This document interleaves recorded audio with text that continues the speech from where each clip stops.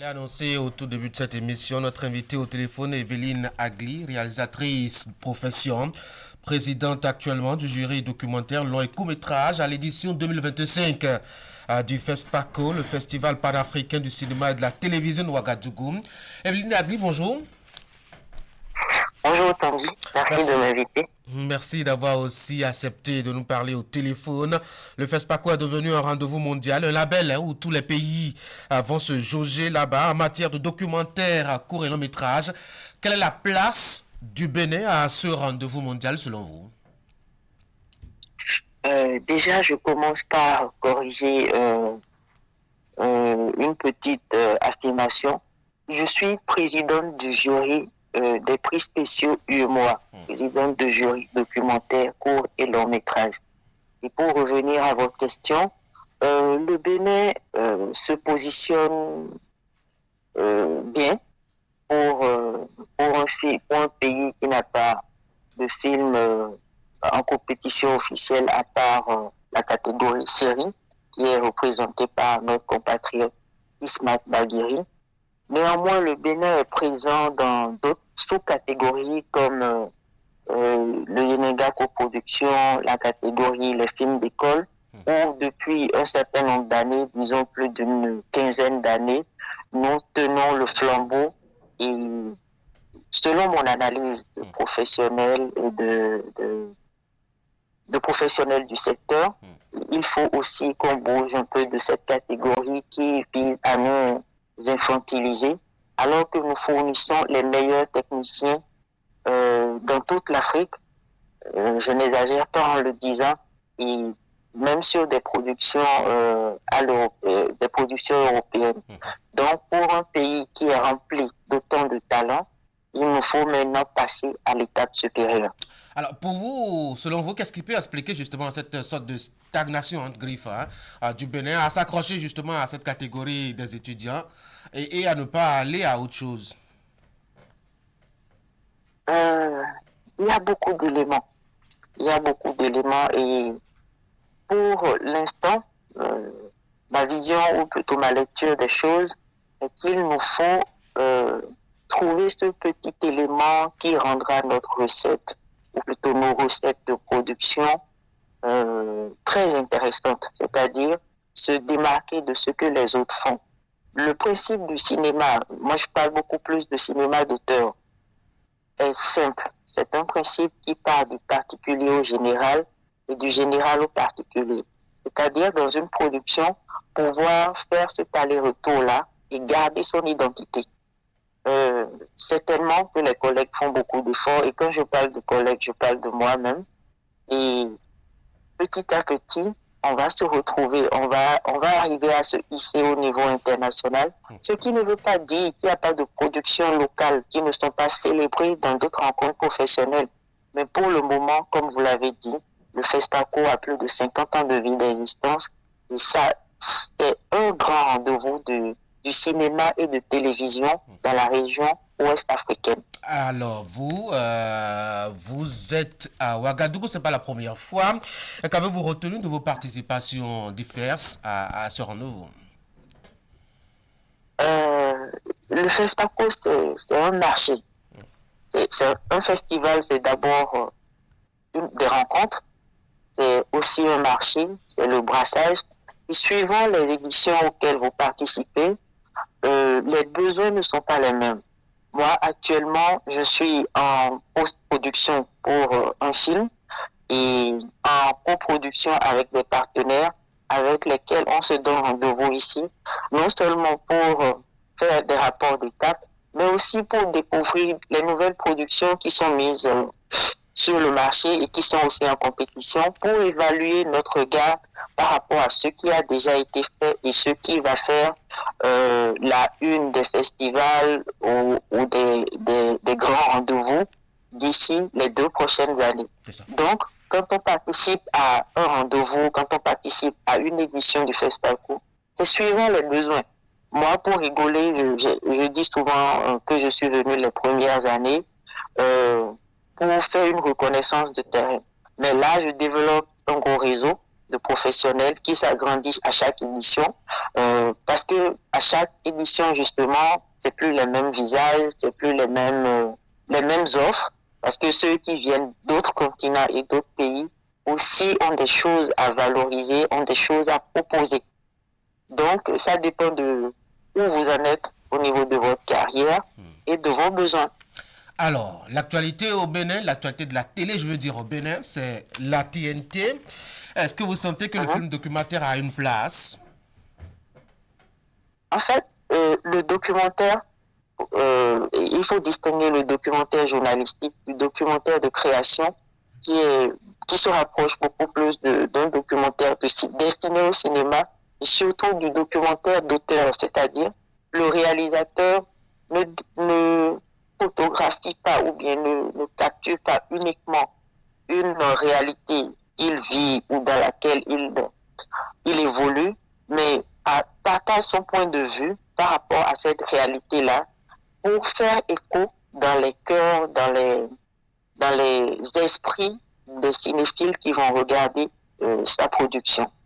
La TNT, ce en quoi c'est très intéressant pour la production cinématographique en général et en particulier pour le documentaire, c'est que ça élargit le marché de consommation de nos œuvres.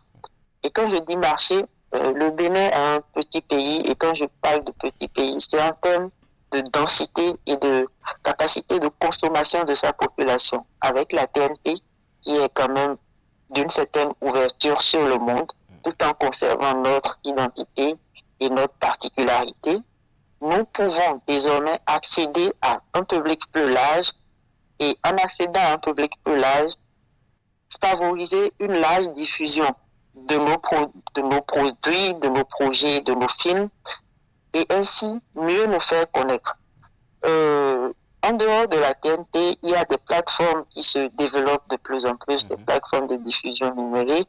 Et justement, c'est en faisant connaître nos productions, nos réalisateurs, nos techniciens et autres, que ces plateformes-là, qui consomment des budgets énormes, autant ça consomme, autant ça met à disposition de gros budgets, nous positionner par rapport à ces différentes plateformes.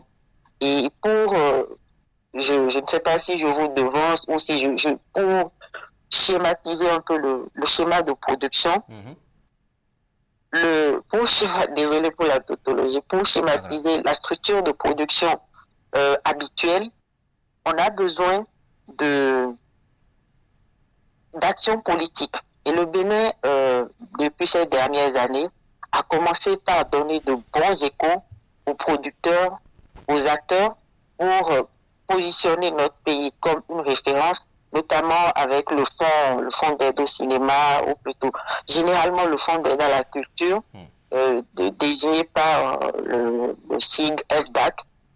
Et la production de certaines séries sur le plan local, c'est-à-dire des séries que le Bénin a lancées de manière politique avec des chaînes de télévision qui sont bien connues. Donc, quand nous, on se retrouve dans des rendez-vous comme ça, on est un peu plus respecté parce qu'on sait que derrière nous, derrière les professionnels que nous sommes, nous avons notre État qui garantit notre présence, ou plutôt qui garantit la production de nos films par des fonds qui sont à disposition. Et justement, il faut respecter les critères et il faut aussi être sérieux parce que quand l'État vous accompagne, il faut donner la preuve que vous êtes à la hauteur de cette confiance et que au-delà de la politique, vous participez au rayonnement de votre pays parce que là actuellement il y a des fanions qui sont un peu partout dans les villes, c'est des drapeaux qui participent justement au rayonnement de ce pays-là et nous aussi on aimerait que votre drapeau soit hissé haut, qui veut être en arrière.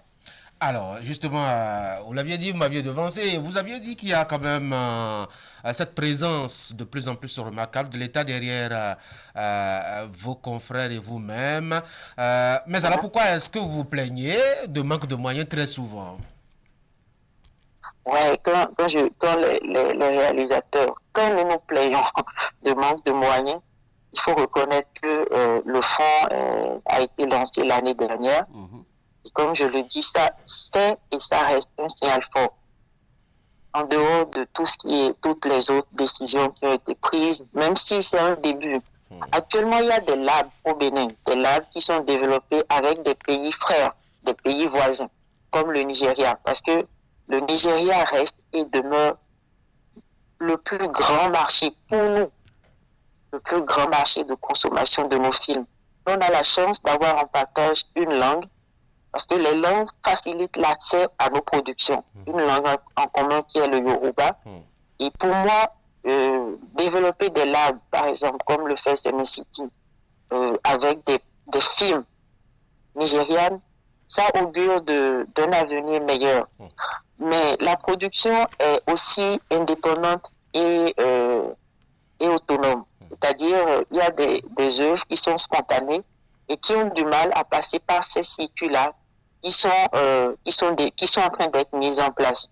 Donc, je pense que d'ici là, sans vouloir défendre qui que ce soit, mais je suis toujours très optimiste, que nos productions vont avoir ce petit grain de sel qui manquait à la recette pour nous hisser ou pour nous différencier et montrer qu'on a un regard particulier, mais qu'on reste dans le général pour faire cet aller-retour là dans nos productions. Je suis sûr que ça va s'améliorer d'ici là. C'est sûr, Inch'Allah. Mais entre nous, est-ce que la production vraiment est rentable quand on voit le marché, le contexte béninois? Oui, on a parlé de TNT, je viens de vous parler du Nigeria qui est quand même un grand marché de consommation. Et pour la petite histoire, le Nigeria, la firme a commencé par des productions indépendantes, des productions à la chaîne. Et petit à petit, le Nigeria est incontournable maintenant en Afrique sur les grandes plateformes de streaming, comme, sans vouloir faire la publicité, comme celle que vous connaissez. Et nous, on est juste à côté. On a une langue qui nous permet de converser avec ces gens-là.